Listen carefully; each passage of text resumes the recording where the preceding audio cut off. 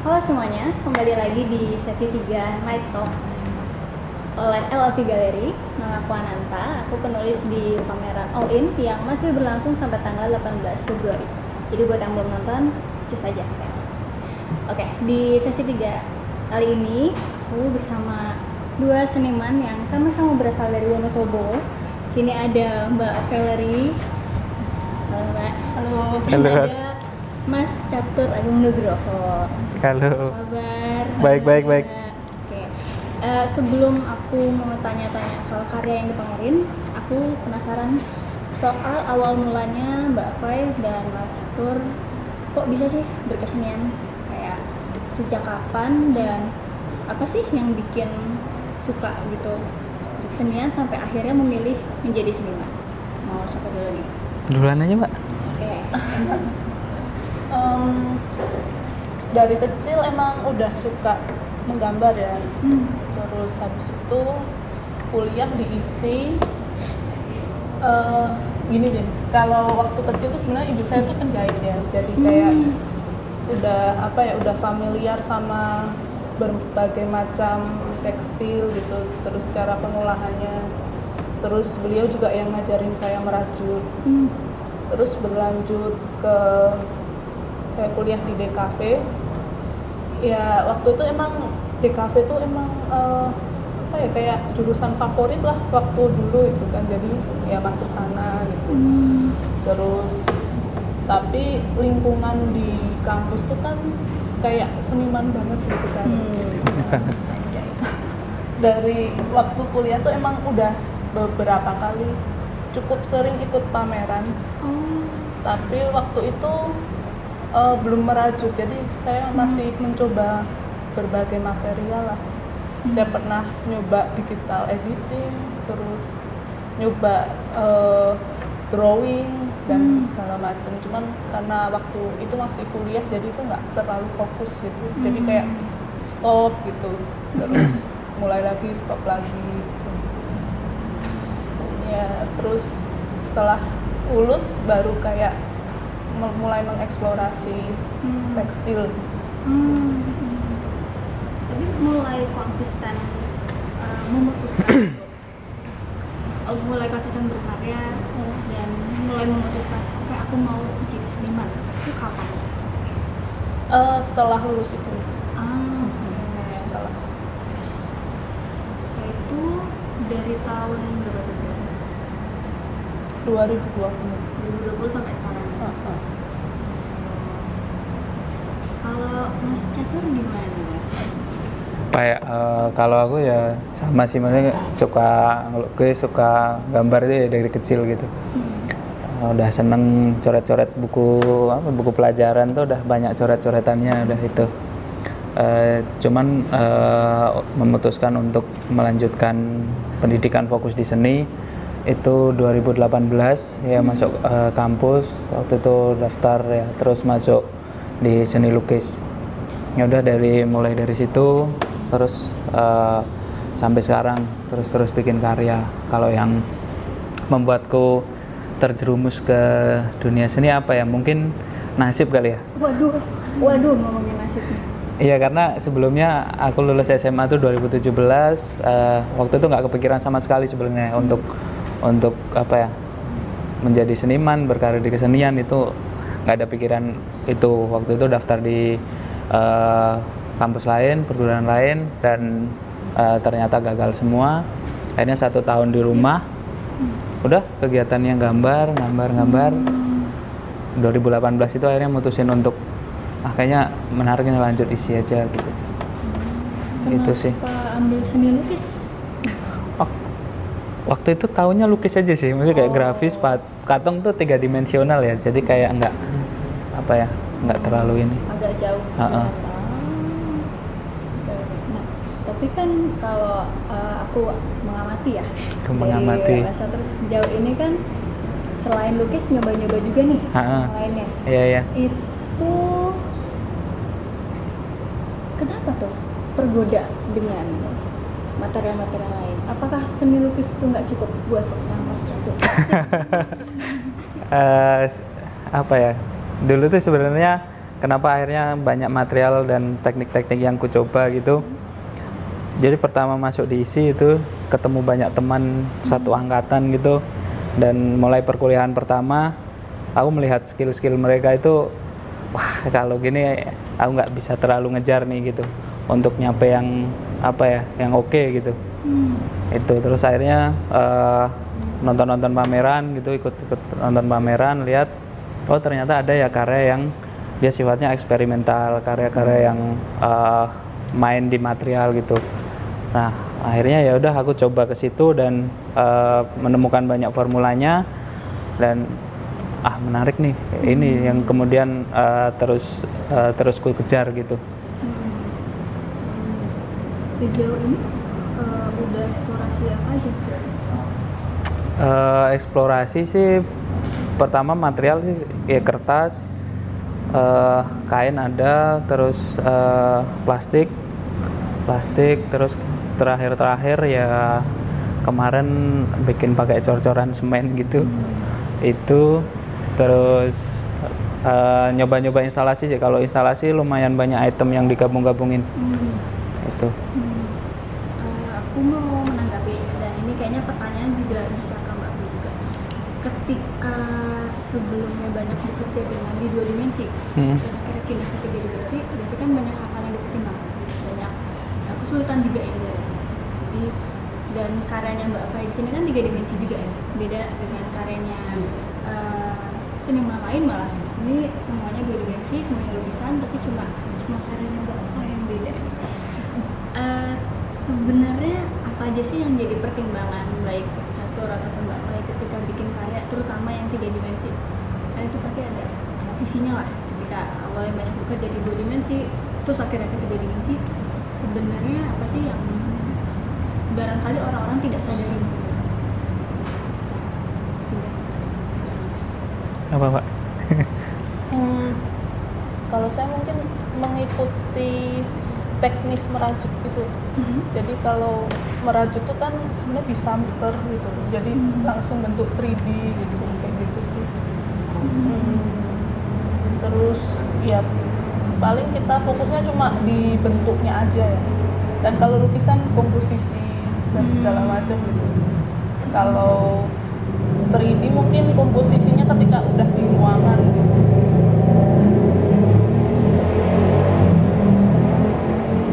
Kalau kamu gimana? Kalau aku apa ya, sebenarnya antara geser nggak geser ya, karena masih ku buat semuanya gitu. Kadang juga di instalasi pun masih ada apa ya, sesuatu yang ku bikin, ada ku taruh lukisan gitu, atau enggak ku taruh foto dengan teknik cyanotype gitu mungkin contohnya gitu. Jadi kayak tetap ada sih, tetap ku bikin semua. Tapi waktu itu kenapa akhirnya nyebrang dari seni lukis kemudian ke instalasi, kadang aku melihat peluang instalasi itu bisa apa ya, kita kan menyusun sesuatu gitu, kadang dari bendanya itu tuh udah punya cerita sendiri gitu, dan nggak harus terlalu mencari simbol-simbol yang dibikin ulang gitu. Itu kalau di lukis kan lebih kadang kita pengen banyak berbicara, tapi ya udah adanya 2 dimensi, itu kadang ada kendala-kendala di situ. Ketika di instalasi ya udah bisa diwakilkan oleh benda-benda tertentu gitu. Aku mau tanya nih, sejauh ini dari seni lukis terus eksplorasi ke material lain dan itu masih berlangsung sampai sekarang, biasanya kesulitan apa sih yang dihadapi kalau dari Mas Eko ketika lagi proses bikin karya, atau mungkin masalahnya muncul ketika display yang mungkin orang nggak tahu? Apa ya kesulitannya? Kadang ini kalau menentukan, kalau di instalasi ya, menentukan kayak bentuk seperti apa nih yang kemudian cocok untuk mempresentasikan gagasan A gitu. Itu sih. Kalau di lukis ya udah sih lukis gitu aja. Kesulitan itu juga dihadapi Mbak Fai ketika bikin karya? Kesulitan Kalau saya kan nggak ngelukis ya. Terus kalau terwakilkan oleh benda juga enggak sih sebenarnya, karena saya kan emang bikin ya. Gitu sih. Kayaknya kesulitan, tantangannya tuh ya display pasti. Tantangan tadi maksudnya gimana? Kalau bisa sharing sedikit. Ya kayak misalnya nih kayak karya yang di art jok itu kan kayak ini gimana caranya kain tuh berdiri gitu kan. Terus habis itu masih mikirin komposisinya ya kayak gitu. Jadi kayak saya melihat ruangan tuh udah kayak apa ya, kayak itu tuh kayak mungkin kalau di 2 dimensi tuh ibaratnya kertas kosong ya. Jadi saya taruh sini komposisinya habis itu sekali. Ini benar-benar tergantung ruang tempat karya itu berada ya. Kemudian ya kayak lampu juga, biar bayangannya dapet gitu. Sebenarnya teknis gitu. Nah, aku penasaran nih Mbak, kan Mbak Fai ini kan latar belakang studinya DKV. Sebenarnya penasarannya gak sih? Gimana sih latar belakang studi Mbak yang DKV itu mempengaruhi proses Mbak Fai berkarya ke dalam karyanya sih? Apa ya, sebenarnya agak beda ya Mbak. Cuman kalau sebenarnya kalau secara basic sama kan, dapat gimana, dapat gambar bentuk gitu kan. Cuman kalau TKP emang kita tuh bekerja untuk orang lah istilahnya gitu kan. Jadi kebebasannya tuh kurang lah gitu. Tapi kalau sekarang ya suka-suka gitu. Suka-suka. Nyambung dikit, tadi kan Catur ada salah satu kesulitannya tuh gimana sih menentukan bentuk yang pas untuk menyampaikan pesan atau metafora yang diinginkan gitu. Nah, kalau Mbak Fai sendiri sebenarnya kan kalau misalkan di sini ya, di karya sini itu kan bentuknya seperti keran loh. Seperti keran. Boleh dong mungkin cerita ke teman-teman kenapa kira memilih bentuk keran itu untuk karyanya judulnya Purify kan ya. Sambil cerita dikit mungkin sebenarnya karya tentang apa sih? Jadi itu kan ada 3 buah keran gitu kan. Jadi tuh saya kalau di Islam gitu kan, kalau misalnya mau sholat tuh kan wudu, itu kan stepnya 3 kali gitu kan pergantiannya. Terus ketika saya di Bali itu kayak melukat gitu kan, itu kan apa ya, budaya Hindu lah gitu kan, itu juga 3 kali gitu. Walaupun pancorannya ada beberapa gitu kan, cuman stepnya 3 kali gitu. Terus ketika di pura tuh juga gitu, ditaruh airnya 3 kali gitu. Jadi kok sama gitu kan, 3 tuh apa gitu kan. Ya mungkin kalau di Hindu adalah istilahnya, cuman mungkin menurut saya itu kayak main body and soul gitu kan. Kemudian kerannya kan saya kan terbuat kayak daging gitu kan. Nah itu tuh kayak saya tuh mempertanyakan sebenarnya kayak hubungan dari tubuh gitu. Kenapa sih dalam suatu ritual atau budaya tuh tubuh itu dianggap hal yang kotor gitu. Jadi kayak dalam suatu ritual apapun tuh kayak membatasi ataupun menekan biologis gitu. Seperti contohnya kayak puasa gitu kan, itu kan nggak boleh makan gitu kan. Terus menstruasi itu kan hal yang normal ya, tapi kan nggak boleh. Terus seperti tidak berbicara gitu kan, kayak gitu sih. Jadi menekan hal yang biologis. Jadi saya merasa kayak tubuh itu ya sesuatu yang kotor gitu, begitu sih. Jadi itu keran tuh kayak paradoks gitu. Walaupun air sendiri juga asalnya dari tanah kan sebenarnya. Iya.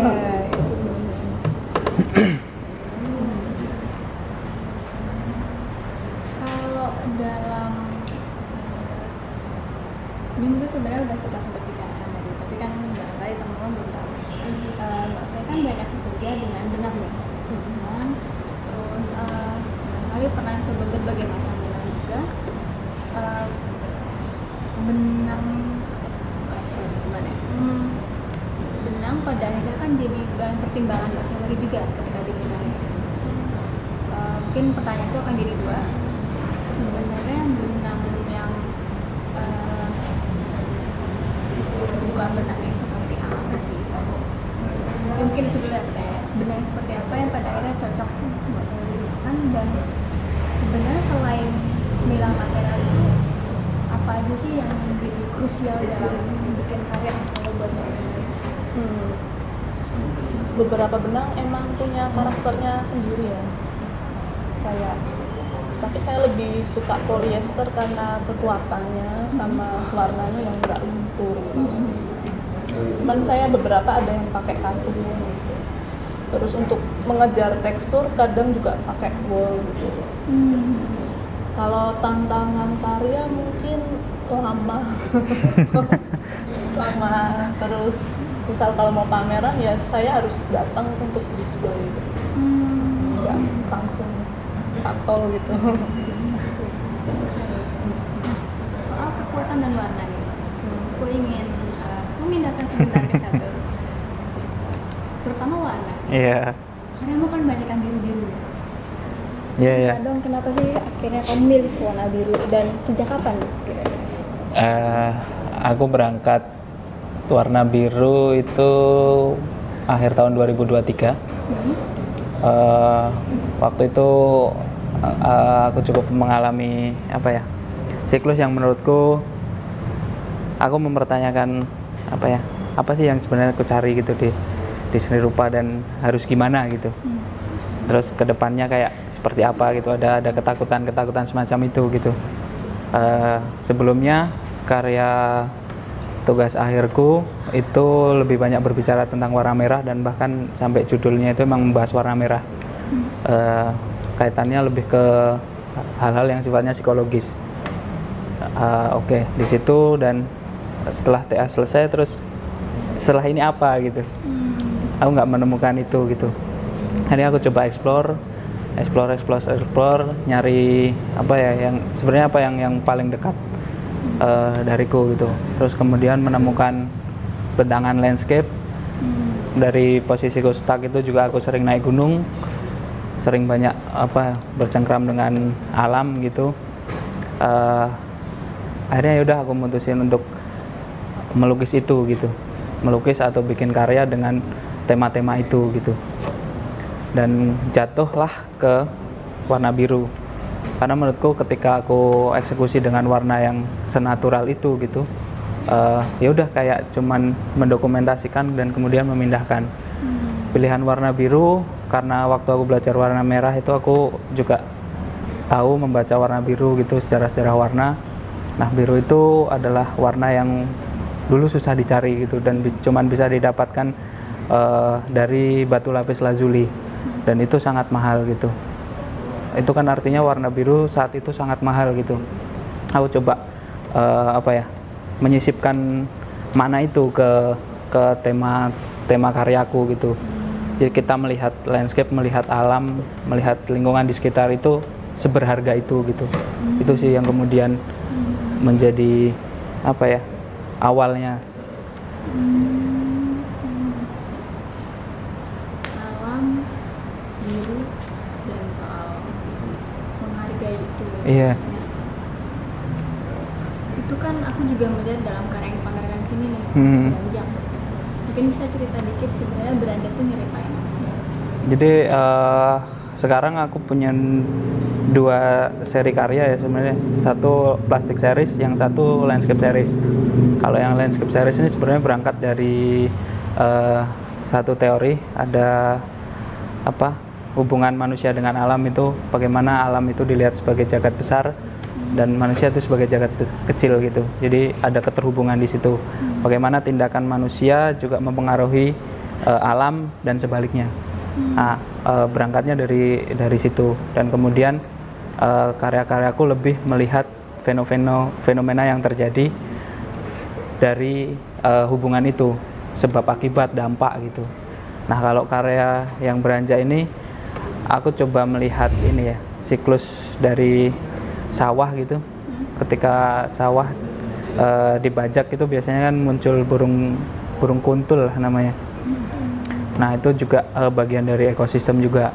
Namun belakangan juga itu kayak seakan-akan kalau diamatin tuh makin hilang gitu. Burung-burung itu nggak tahu tuh pergi kemana gitu. Nah aku melihat fenomena itu gitu.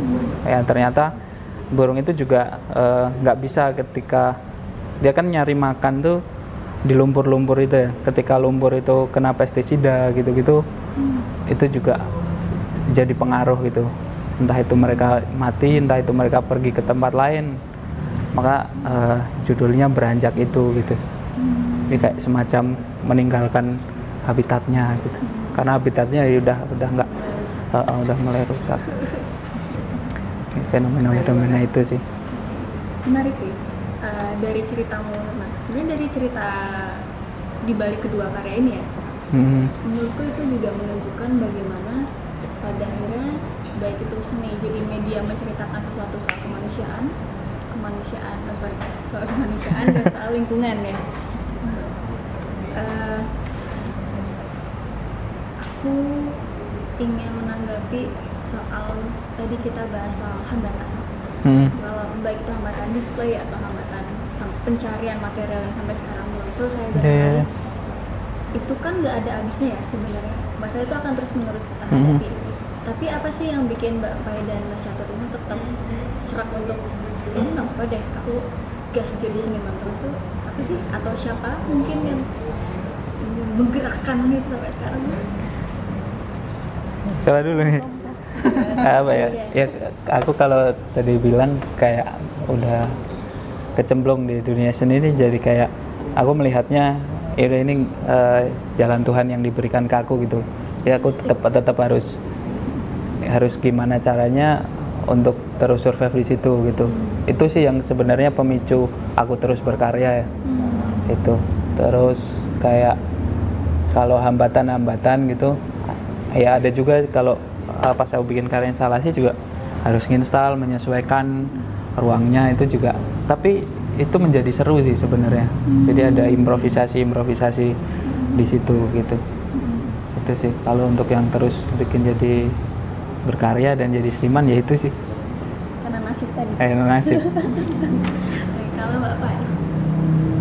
Saya merasa itu panggilan mungkin. Karena terang banget deh kayaknya. Terang beneran. Saya udah mencoba kayak ya kuliah di Biskom gitu, tapi nggak menemukan serak gitu kan. Ternyata dan pasti ada kayak pengen jadi seniman terus gitu. Ya udah gitu. Jadi kayak ya waktu 2020 ya saya memutuskan kayak fokus, there's no way back gitu kan. Titik baliknya atau momen penontonnya 2020 itu buat. Iya sih. Nasib. Lagi nih malah pandai. Oke. Nah, mungkin sebelum kita menutup, bagi teman-teman yang pengen tahu lebih nih soal Mbak Fai atau Catur, mereka bisa tanya atau bisa lihat kemana nih? Kemana ya? Mungkin boleh dari Media sosial bisa, main ke studio juga. Kapan aja bisa. Oke. Itu sih. Kalau Mbak Fai? Ya sama studio. Oke. Main studio. Ya yang penting ngabarin, jangan tahu-tahu datang. Iya sih, aku juga nggak mau kalau itu.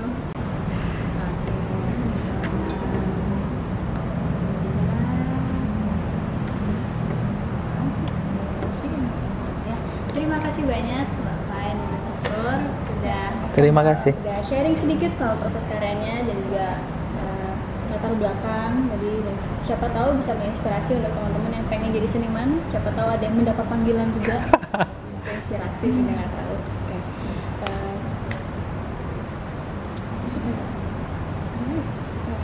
Terima kasih teman-teman sudah menonton di sesi ketiga. Kita bertemu lagi di sesi keempat minggu depan. Oke.